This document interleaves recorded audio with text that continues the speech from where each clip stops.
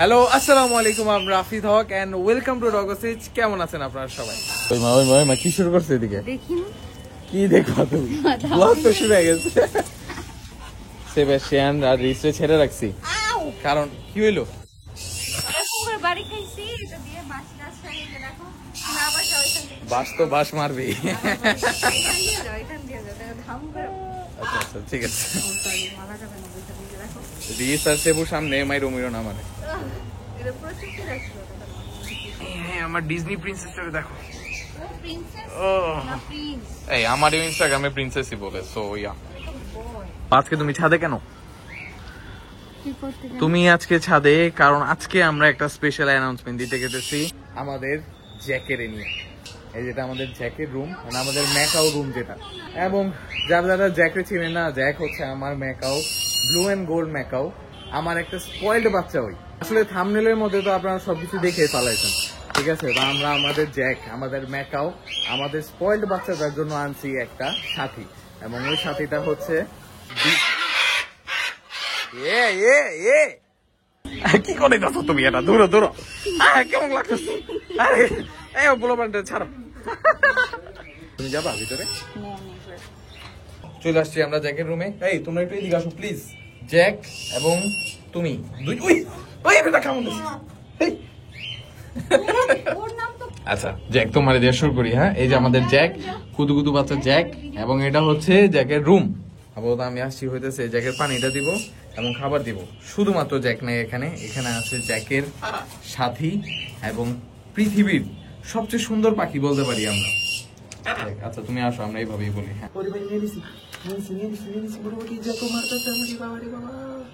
একটু পজিটিভ আমাদের জ্যাক হয়তো বা সবাই জানে একটু ঠিক আছে।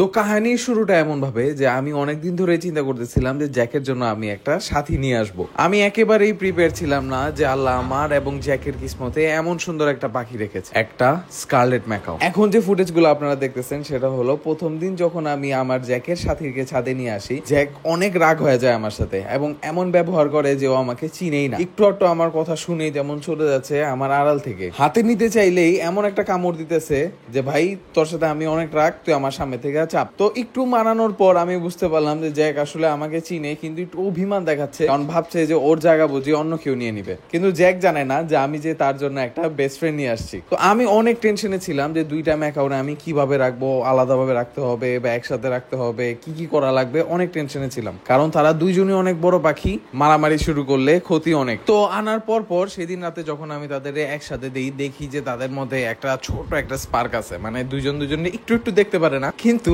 যেহেতু এক ঘরে আছে মারায় নিতেছে একটু একটু করে। আল্লাহর রহমতে কোনো রকম ক্ষতি হয়নি কোনো পাখিরই। তবে পরের দিন দেখি যে দুইজন মানে একটু ডিস্টেন্স নিয়ে বসে আছে একজন আরেকজনের থেকে। তবে যখনই আমি ওই রুম থেকে বের হয়ে যাই দেখি যে তারা একসাথেই থাকে, মোটামুটি খাবার টাবারও একসাথেই খায়। তাই আমি আমার এই খাবারের থিওরিটা নিয়ে আগাইলাম যে দুইজনের যদি আমি একসাথে খাবার দেই আমার মনে হয় বন্ডিংটা আরো স্ট্রং হয়ে যাবে। শুধু পাখিদের ভিতরে এই বন্ডিংটা না, বন্ডিংটা আমার সাথেও হইতে হবে দুই পাখির। যেহেতু কোকো এক সময় ভালোই টেম ছিল, মানে 4 বছর আগে, তো আমি ভাবলাম এখনো একটু তার মানুষের প্রতি ভালোবাসাটা থাকা দরকার। তাই জ্যাক এবং কোকোরে আমি আম, কলা, হ্যান্ড ফিডিং, নাট, সিড, যে কোনো জিনিসই হোক তাদের আমি চেষ্টা করি যে একসাথে খাবার দেওয়া, এবং আমি ভিতরে থাকা অবস্থায় তাদের দুইজনের অনেক ক্লোজ আসার একটা অপরচুনিটি দিয়ে দেই আমি। আর একটু ভাবি যে কোনো একদিন হইতে পারে আমি আমার এই স্কারলেট ম্যাকাওটারেও হাতে নিব উইথ জ্যাক, এবং মনে হয় এই দিনটা বেশি একটা দেরি না, কারণ আজকে এই ফার্স্ট টাইমের মতো কোকো আমার হাতে আসছে। মানে এটা আমার ফার্স্ট টাইম, লিটারেলি এটা স্কারলেট ম্যাকাও আমি এই ফার্স্ট টাইম হাতে নিলাম। আমি অনেকবার ফার্স্ট টাইম বলে দিলাম কারণ আমি অনেক নার্ভাস এবং খুশিতে অনেক এক্সাইটেড। আল্লাহ কি অসম, কি অসম একটা ব্যাপার আফিয়া। হ্যাঁ এই যে মাশাআল্লাহ কালার গুলা দেখেন, সুবহানাল্লাহ। কোকো আমার কাছে আসছে আরো 1 মাস আগে, হ্যাঁ, কিন্তু কোকোর একটা পাস্ট আছে, অন্য একটা ওনারের কাছে ছিল এবং ওরা অ্যাব্রড চলে যাওয়াতে মূলত কোকো আমার কাছে চলে আসছে।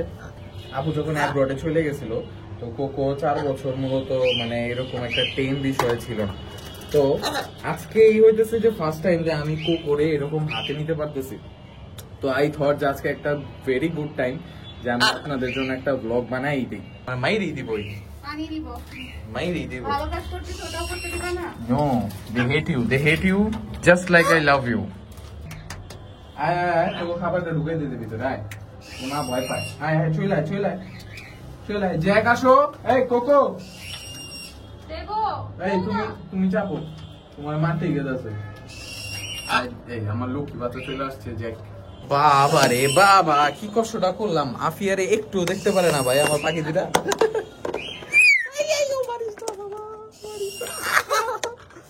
দুইজনা কি পিটাটা পিটেল আবার। দেখো এখন ওরা কি সুন্দর করে খাবে। জ্যাক এখানে না খাইতে যাও, এখানে ওই যে কোকো অলরেডি খাইতেছে। হ্যালো খাও মিয়া, হ্যালো পরে। বসে বসে একটা সুন্দর দৃশ্য দেখি, দুইটা মেয়ে কাউরে খাইতে দেখতে। ওয়াও মাশাআল্লাহ মাশাআল্লাহ। শুনবেন না, এক আর করে খাইতে দিয়ে আমরা চলে আসছি এখন রেপেল। আমাদের দুইটা বাল্ব নষ্ট। এই যে একটা হইলো ইগুয়ানার এই বাল্ব, একটা হইলো ক্যামেলিয়ানের ওই বাল্ব। সমস্যা নাই, অনেক চলে গেছে। চিলের খাবারটা আনতে গেছে এবং এই দুইটা বাল্বও চলে আসছে। কি হলো, খালি মাছ চান রেখা হইতেছো? আরেকজন ওই কি দোষ করছে? ওর শেডিং হচ্ছে, এজন্য শেডিং হচ্ছে। ঠিক আছে ঠিক আছে। ক্রিকেট কই যায়, ক্রিকেট কই যায়, এ হে ক্রিকেট জায়গা, ক্রিকেট জায়গা, ক্রিকেট গেল গা, ক্রিকেট গেল গা। এই আমার এক্কা খাবে, এক্কা এক্কা এক্কা। লাইরা নাও কিসে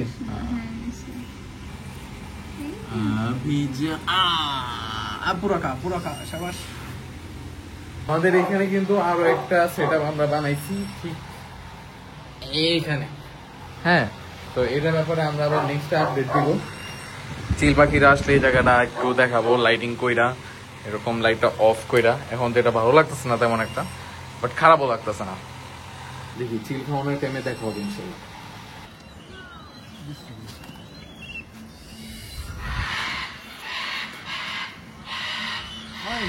আসো নিচে আসো।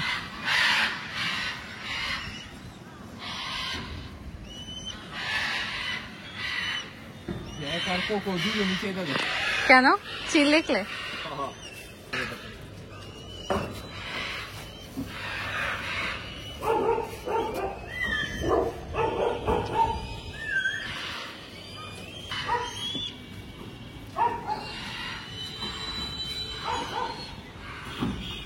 কেমন লাগলো আমাদের কোকো আর জ্যাকের একটা সুন্দর বন্ধুত্ব?